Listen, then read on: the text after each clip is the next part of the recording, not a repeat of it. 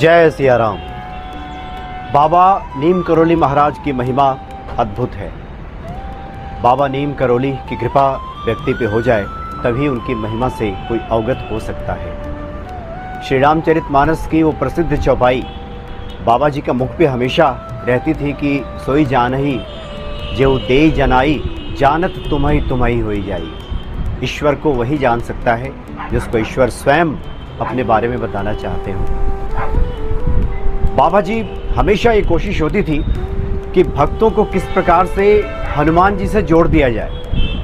बहुत सारे भक्त जो आते थे बाबा जी से मिलने के लिए, उनकी यही कोशिश होती थी कि इस व्यक्ति को हनुमान जी की भक्ति से जोड़ दिया जाए, हनुमान जी की महिमा से परिचित करा दिया जाए। एक बड़ा अद्भुत किस्सा है वृंदावन आश्रम का। वृंदावन आश्रम में बाबा जी की दो शिष्याएं थीं। एक का नाम था द्रौपदी और दूसरी जानकी, और दोनों प्रिय शिष्याएं थीं। एक बार द्रौपदी बाबा जी के पास बैठी हुई थी तो बाबा जी ने कहा कि अच्छा ये बताओ द्रौपदी कि मेरा स्नेह तुम्हारे प्रति ज़्यादा है या जानकी के प्रति ज़्यादा है। तो द्रौपदी ने कहा कि बाबा जी आप तो बहुत दयालु हैं, आप तो सब पर स्नेह रखते हैं, सब पर कृपा करते हैं। तो बाबा जी ने कहा कि नहीं, मेरा स्नेह जानकी पे ज़्यादा है। इससे द्रौपदी को बड़ा आघात पहुंचा, वो एक तरह से आहत हो गई और उसने सोचा सब जगह से ठोकरें खाने के बाद, सब जगह से थकने के बाद तो बाबा जी की शरण में आई है, और बाबा जी आज ये कह रहे हैं कि उसका स्नेह जानकी से ज़्यादा है, और है ही नहीं वो द्रौपदी को बता भी रहे हैं। बहुत आहत हुई और इसी अवस्था में वो वृंदावन आश्रम से बाहर निकल गई।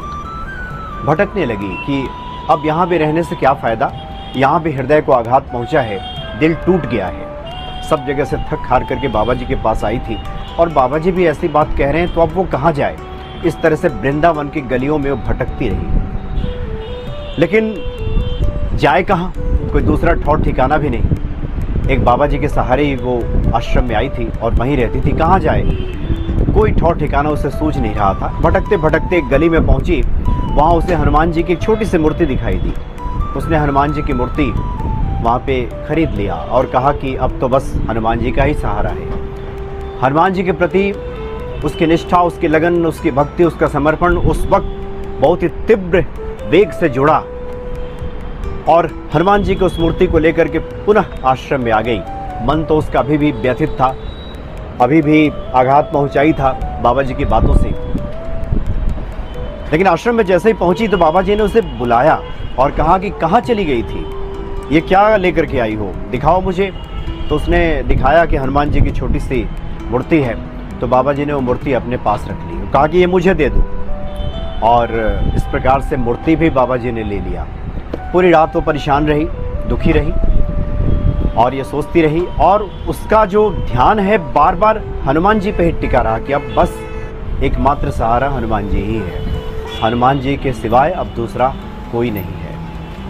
अगले दिन सुबह बाबा जी ने पुनः द्रौपदी को बुलाया और वो मूर्ति दी और कहा कि जाओ अब तुम पूजा करो, और उसके माथे पर हाथ रखते हुए कहा कि मेरा स्नेह तुम्हारे प्रति भी उतना ही है।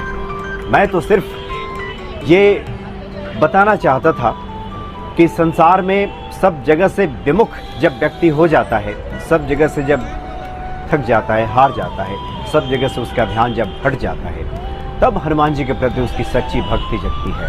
तो बाबा जी ने इस माध्यम से द्रौपदी को ये बताया और अपने सभी भक्तों को ये संदेशा दिया कि जब तक हमारा ध्यान, जब तक हमारा जो रुख अन्य जगहों पे रहता है, हालांकि बाबा जी स्वयं हनुमान जी का अवतार कहे जाते हैं, लेकिन फिर भी बाबा जी ने एक रास्ता, एक मार्ग प्रशस्त किया द्रौपदी के सामने और ये बताया कि व्यक्ति जब सब जगह से हार जाता है, थक जाता है, विमुख हो जाता है, सब जगह से उसे जब आघात पहुंचता है, तब जा कर के वो हनुमान जी के साथ जुड़ता है।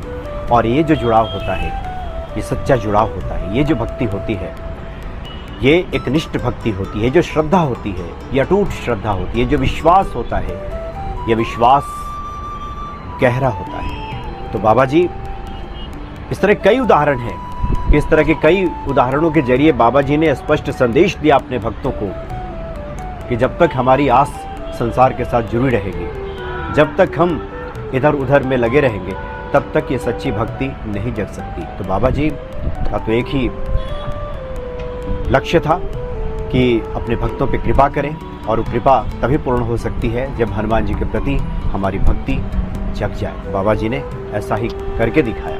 तो अद्भुत है बाबा जी की लीलाएं, अद्भुत है उनकी महिमा। जैसे जैसे उनकी महिमा से भक्त परिचित होते हैं, वैसे वैसे वो आश्चर्यचकित हो जाते हैं और बाबा जी के प्रति उनकी भक्ति और भी गहरी हो जाती है। जय सिया राम।